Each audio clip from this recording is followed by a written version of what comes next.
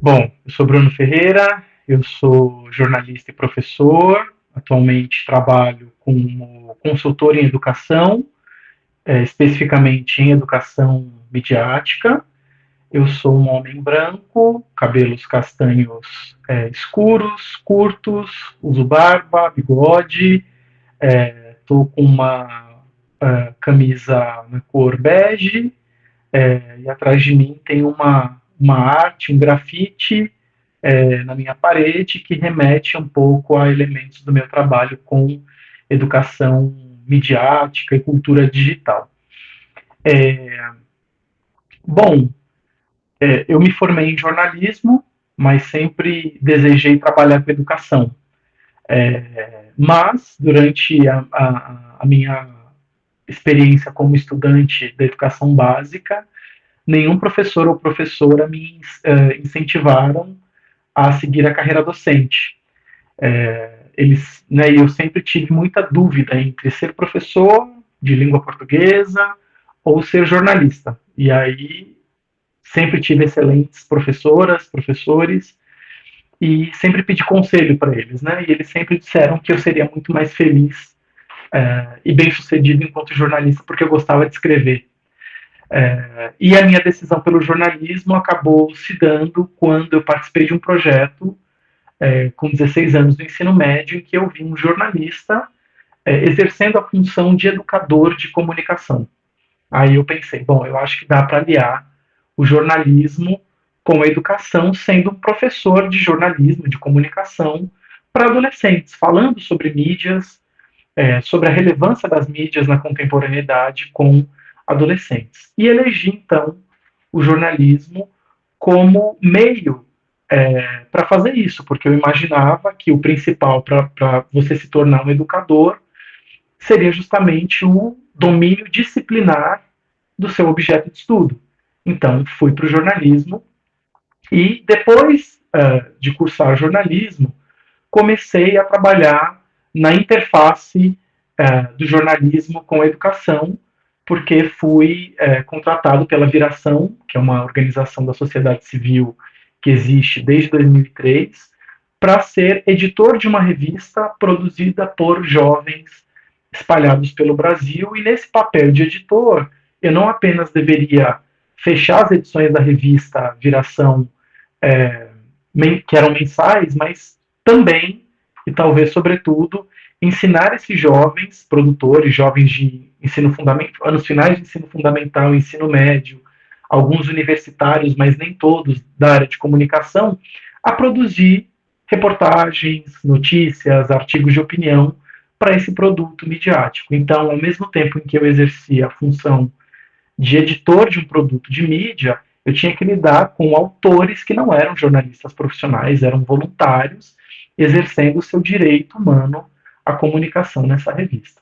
Esse foi o meu início de trajetória no campo da educomunicação, da educação midiática, que eu venho trilhando desde 2011. E depois disso, né, fiz especialização em educomunicação, mestrado em ciências da comunicação, para discutir justamente essa inter-relação entre jornalismo e comunicação a partir dos seus profissionais. E depois disso, em 2018, começo a trabalhar com formação de professores, depois de ter trabalhado muito com jovens, com metodologias a partir da comunicação, metodologias educativas a partir da comunicação com jovens, sobretudo na educação não formal, né, das organizações da sociedade civil. Comecei a trabalhar com formação de professores, olhando especificamente para as questões da educação formal. Então, eu acho que, em síntese, é isso, né? E atualmente exerço o trabalho de assessor pedagógico no Instituto Palavra Aberta, do programa Educamídia, que é um programa que busca falar de educação midiática, da importância de acessar, ler, produzir mídias de uma maneira crítica e responsável para toda a sociedade, mas principalmente com professores e professoras da educação básica. Joia, perfeito. Então, acho que a gente vai começar por uma definição, né? O que é educação midiática? E até uma distinção de termo, né? Comunicação midiática ou educomunicação? Eu acho que, bom, primeiro, na educação midiática é um conjunto de competências para o cidadão, a cidadã acessar, produzir, difundir e participar da sociedade a partir das mídias, né? Seja como uma pessoa receptora, crítica de conteúdos midiáticos, que vai ser capaz de analisar diferentes critérios da produção de um conteúdo, a intencionalidade, a autoria, a credibilidade, vai ser capaz de fazer buscas por informação e analisar resultados de busca, e também vai se ver e refletir sobre a sua condição de autora de conteúdos, uma vez que, sobretudo nas mídias digitais, nas plataformas digitais, qualquer pessoa com acesso à internet não apenas recebe conteúdos, mas também produz conteúdos, né? Interage com outros conteúdos e assim participa da sociedade também em âmbito digital. Então, como fazer tudo isso de maneira responsável? Então, a educação midiática ela defende, né, o desenvolvimento dessas competências, sobretudo no âmbito formal de educação, da educação básica, educação infantil, ensino fundamental, ensino médio, para que os estudantes se tornem cidadãos plenos nessa sociedade que é midiática e é hiperinformacional. A educomunicação ela contribui muito nessa perspectiva, mas diferentemente da educação midiática, que defende, advoga pelo desenvolvimento de competências e habilidades midiáticas e informacionais no contexto da educação básica, a educomunicação entende a comunicação como um processo. E nesse processo, obviamente, que essas competências elas são desenvolvidas. Mas a educomunicação não tem como foco o desenvolvimento de competências, né, a partir do qual a educação tem se estruturado nos últimos anos, né? Então, em língua portuguesa, nas disciplinas, a educação tem se estruturado no desenvolvimento de competências, que são metas de aprendizagem, né? Trocando em miúdos.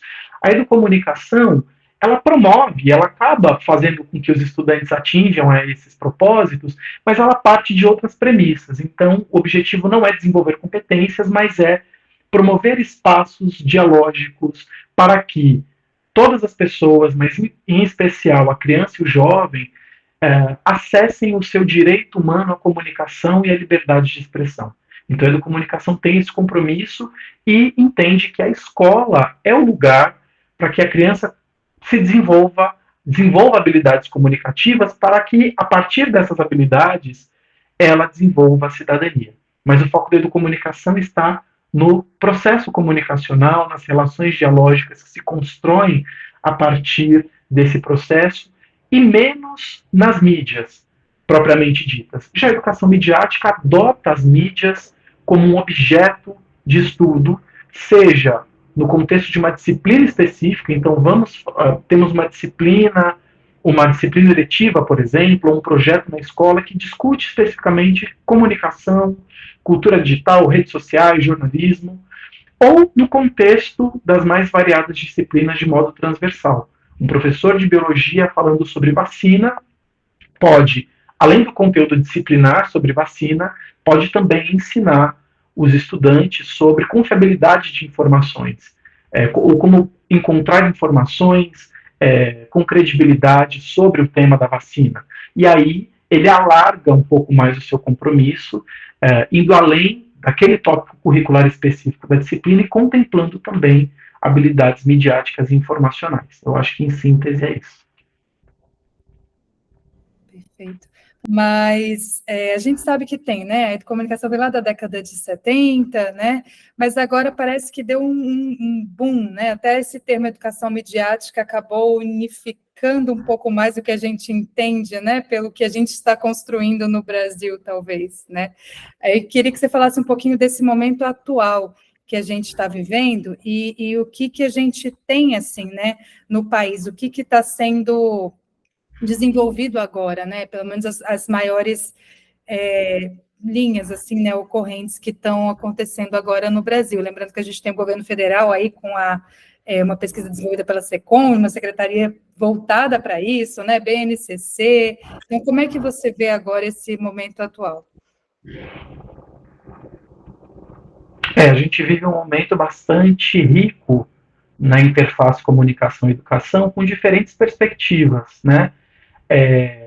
Então, assim, a comunicação, ela já existe uma demanda por comunicação que é anterior ao processo de cultura digital, né? Isso pensando na educação. Então, já existe uma demanda por comunicação na educação desde sempre. E a educomunicação no Brasil, a perspectiva da educomunicação talvez tenha consolidado um pouco mais essa aproximação. Então, a educomunicação enquanto conceito, ela nasce justamente dessa análise de como a educação popular, e não a educação formal, né, no continente latino-americano, em países ibero-americanos, né, como que a educação popular, como os movimentos sociais, se apropriam da comunicação e, nesse sentido, também de recursos midiáticos para promover discussões, para promover uma educação na perspectiva que o Paulo Freire defende, de uma educação libertadora, de uma educação crítica, problematizadora, né?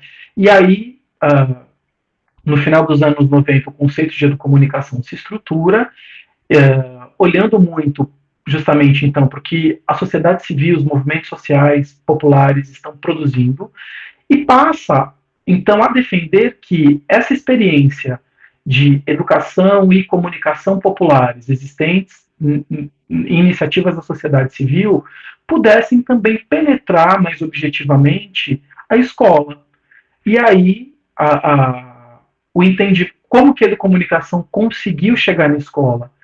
Não foi como a educação midiática está propondo, que seja de uma maneira transversal, transdisciplinar, curricular, né? Mas fosse, talvez, em projetos extracurriculares, em momentos paralelos à aprendizagem formal, mas ainda assim em ambiente formal.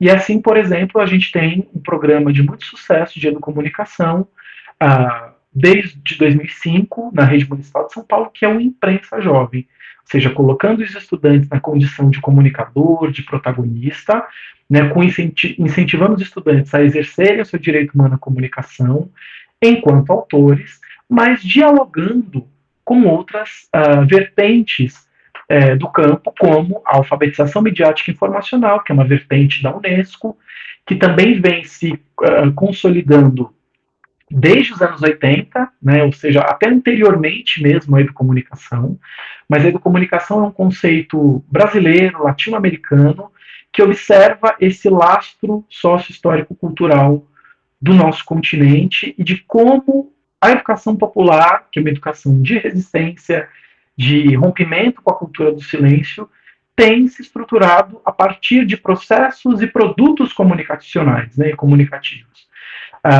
Hoje, com o acirramento da cultura digital e as complexidades que envolvem a cultura digital, talvez hoje faça mais sentido em falar em educação midiática. E aí eu abro um parênteses, né? A educomunicação sempre considerou a educação midiática como uma de suas áreas de intervenção. Ou seja, quando a gente educa para a comunicação, grosso modo é isso que quer dizer a educomunicação, né? A gente também está prevendo uma educação para as mídias, no sentido de que nós vamos formar sujeitos críticos, receptores críticos para isso. E aí, né, nesse ínterim, a educomunicação sempre dialogou com a Media Education, ou com a Media Literacy, ou Media Literacy Education, né, que são todas aí vertentes, sobretudo do norte global, que já abordam a necessidade de que os estudos de mídia sejam um objeto curricular da educação formal, né? Então, diferentemente de como se estruturou no sul global, América Latina, né, a partir dos movimentos populares, o norte global sempre, desde os anos 60, 70, também tem pautado a necessidade de que a escola discuta mídias. Mas naquela época ainda numa perspectiva um pouco denuncista, no sentido de que os alunos precisam compreender que as mídias são danosas e a gente precisa decodificar as mídias para enfrentar as mídias e trazer aí outros repertórios para o estudante. Essa concepção foi se transformando muito por conta da, da atuação da Unesco, que começou a conciliar comunicação e educação, dizendo para a educação que, olha, as mídias são uma condição essencial para o desenvolvimento humano e que a gente precisa olhar para as mídias não com uma perspectiva necessariamente denuncista, mas entendendo que se apropriar das mídias é um direito, decodificar as mídias é um direito, né? E a gente precisa nos relacionar com as mídias de uma maneira mais crítica e também mais dialógica, né? Então isso vem também de uma perspectiva da Unesco. A partir de 2018, apesar, né, então, de toda essa demanda anterior por comunicação, justamente por ser um direito humano, ela já tinha que estar na escola há muito mais tempo, para desenvolver a autoria do estudante, mas também para estimular a leitura crítica dos meios, né? Mas, a partir de 2018, a gente tem uma demanda mais clara da Base Nacional Comum Curricular, que diz que comunicação e cultura digital são competências, são saberes, habilidades, que devem necessariamente ser desenvolvidos na escola, pelos estudantes, né? Sobretudo em razão das complexidades da cultura digital, e que qualquer pessoa não é mais apenas receptor de conteúdos midiáticos, mas é também produtor de conteúdos midiáticos a partir das redes sociais e das plataformas de interação, por exemplo. Então a BNCC tem diretrizes nesse sentido. E aí que falar em educação midiática parece fazer mais sentido, porque a gente está aí lidando com demandas mais concretas e que olham mais especificamente para essas demandas da cultura digital, que complexificam muito o papel do cidadão na contemporaneidade com relação à comunicação e às plataformas de informação. Sim. E, Bruno, nesse contexto, onde entram os jornalistas, né? E falando até, pensando nos jornalistas produtores de conteúdo, sejam eles de grande mídia ou não, né? Aonde entram esses profissionais. E até tem você fala um pouco disso também, né? Do potencial educativo da comunicação, né? Então, aonde entram os jornalistas? O jornalista, ele, quando a gente pensa nessa relação entre comunicação e educação, o jornalista é um profissional privilegiado porque ele tem o saber disciplinar. Então, é um profissional que entende de mídias. E, entendendo de mídias, ele pode colocar esse saber à disposição da sociedade. Não apenas em benefício próprio, no sentido da sua prática profissional, em que ele mesmo vai apurar, ele mesmo vai produzir uma narrativa, vai editar, vai publicar, mas também ele pode emprestar esse saber às práticas educativas, uma vez que isso é uma demanda, né? A comunicação é um direito, sempre foi, e hoje é uma demanda formal, está presente em diretrizes educacionais. Então, primeiramente, o jornalista ele é um potencial educador, primeiro, por deter esse saber disciplinar, segundo, por deter também essa habilidade comunicativa de narrar, né? Então, um professor em sala de aula, ele também narra, ele também conta histórias, ele também estabelece interlocução com uma audiência que são os seus alunos, né? E, nesse sentido, eu me inspiro muito em Paulo Freire, numa fala breve que ele tem num livro muito interessante, que é Extensão ou Comunicação, né?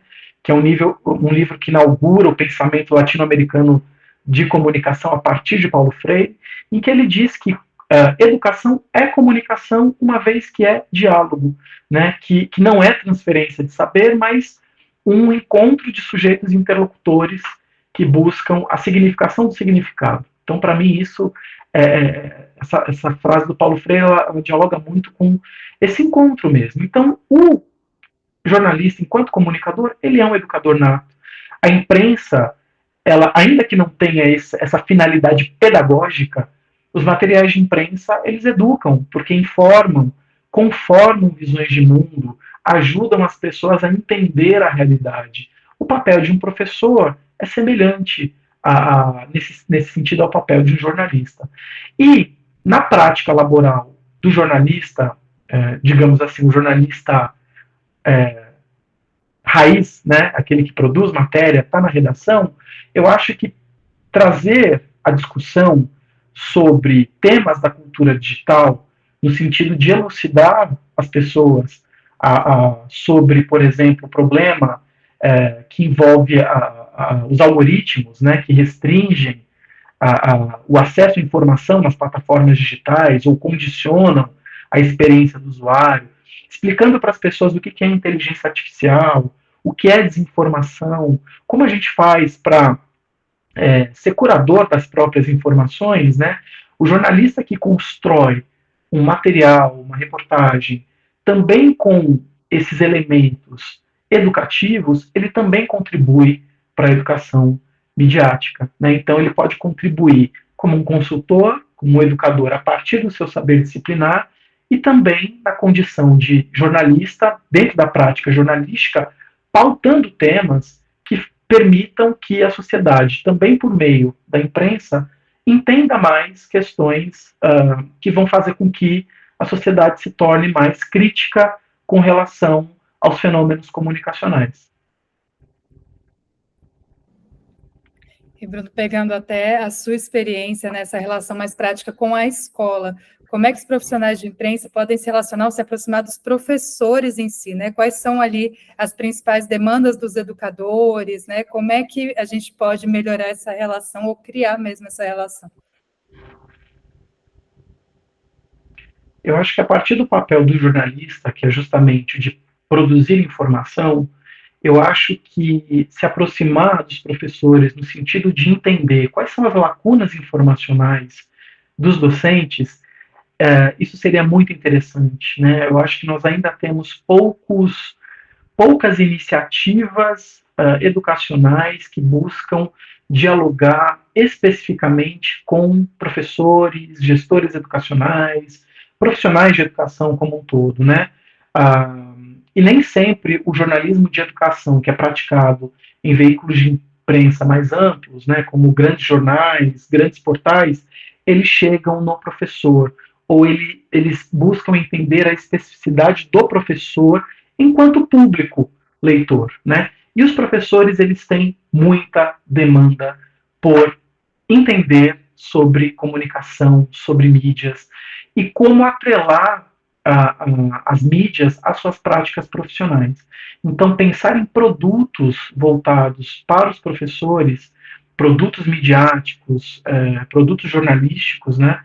Eu acho que isso seria uma excelente contribuição e ajudaria a fortalecer os processos de formação continuada do professor, porque a gente aí também teria um alargamento das referências, ou seja, a gente está num processo de formação dos professores sobre cultura digital, sobre leitura crítica da mídia, e aí indicar um produto jornalístico que aborde essas questões pensando nos professores seria realmente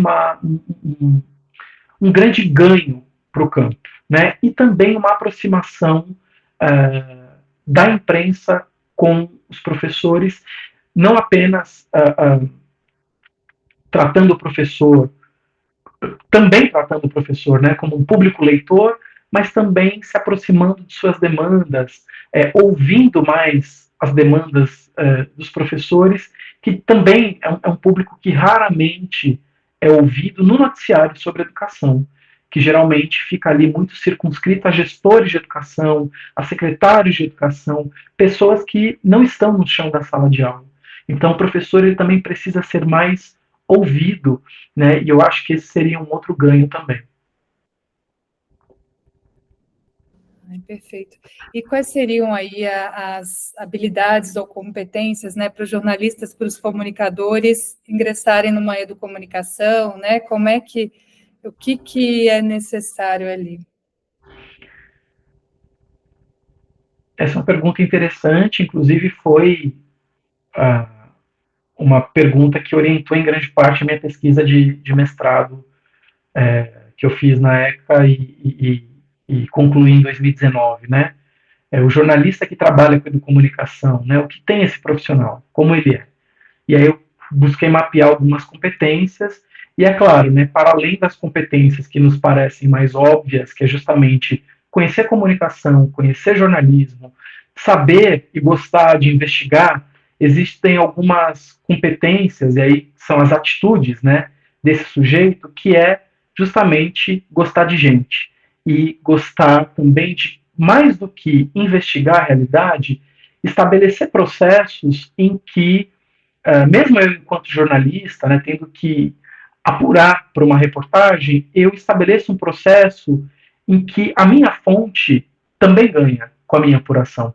Né? Ou seja, eu não entrevisto uma pessoa só, essa pessoa dá um feedback, eu colho dessa fonte o que eu desejo para a minha matéria e a relação acaba por aí. Eu, como jornalista, e buscando também qualificar a minha apuração, eu posso estabelecer um processo mais dialógico entre as minhas fontes, um encontro, posso subsidiar essa minha fonte com dados para também qualificar a reflexão dessa minha fonte sobre a sua realidade específica, sejam as minhas fontes professores, profissionais de educação, profissionais de saúde, né? Ou seja, você promove o encontro, claro, né? Esse é um processo de apuração que muitas vezes contrasta com a urgência do processo de produção do jornalismo, mas é um processo que se aproxima de uma prática educativa, porque eu não estou lá só entrevistando a fonte, mas eu estou promovendo um diálogo entre as minhas fontes, estou oferecendo subsídio para que essa fonte dialogue sobre um problema que é dela e, a partir disso, expanda a sua reflexão. Né? Então, uma das práticas que eu mapeei durante o meu mestrado me levou a essa conclusão de que, então, o jornalista ele pode se inspirar em processos educativos, dialógicos, horizontais, para qualificar seu processo de interlocução com as suas fontes, não só retirando dela o que ele precisa para uma matéria, mas também dando nesse processo insumos para que a sua fonte possa refletir sobre a sua própria realidade, talvez até elaborar melhor uma resposta como devolutiva, digamos assim, a essa matéria. Então, eu acho que uma das principais formas do jornalista atuar é nessa perspectiva, né? Ou seja, isso vai além de uma simples investigação, de uma simples apuração. Precisa gostar de estabelecer esse tipo de processo dialógico, de aprender efetivamente com a sua fonte e deixar um legado educativo para ela. É uma palavra que você usa bastante, a questão do diálogo, né? E é uma coisa tão essencial, e me lembrou até o projeto da René Hobbes, né? Que é simplesmente tipo colocar pessoas com opiniões opostas para dialogar. Parece que é meio que isso que falta, né? E o diálogo também faz parte da entrevista em si, né? Que é a prática, o fundamento do jornalismo todo, né? Você conseguir sentar e conversar, estabelecer um diálogo, né? E aí tem até um trechinho seu que eu gosto, que é essa parte que você fala, tipo, não é possível admitir o direito que todo ser humano tem de se comunicar sem valorizar e fomentar espaços de diálogo. Palavra tão insistentemente usada ao longo desse trabalho, enfim, né? Não há diálogo sem coletividade, falar sozinho pode ser muito saudável enquanto exercício de autoconhecimento, mas nunca é suficiente ouvir apenas a própria voz, né? Então, acho que a gente volta para esse princípio bem de diálogo, né?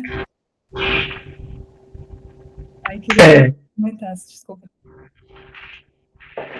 Não, sem dúvida. E claro, né, assim, falar do diálogo não numa perspectiva romântica e abstrata, como parece que muita gente encara essa perspectiva do diálogo. Mas o que a educomunicação vem fazendo ao longo de algumas décadas no Brasil é promover espaços permanentes de diálogo na escola. Né? E claro, a mídia, a produção midiática, ela pode fomentar isso. Né? Eu acho que outra distinção da comunicação para a educação midiática, talvez a gente possa colocar, é justamente essa. Né? O horizonte da comunicação é essa cultura de diálogo, de entendimento.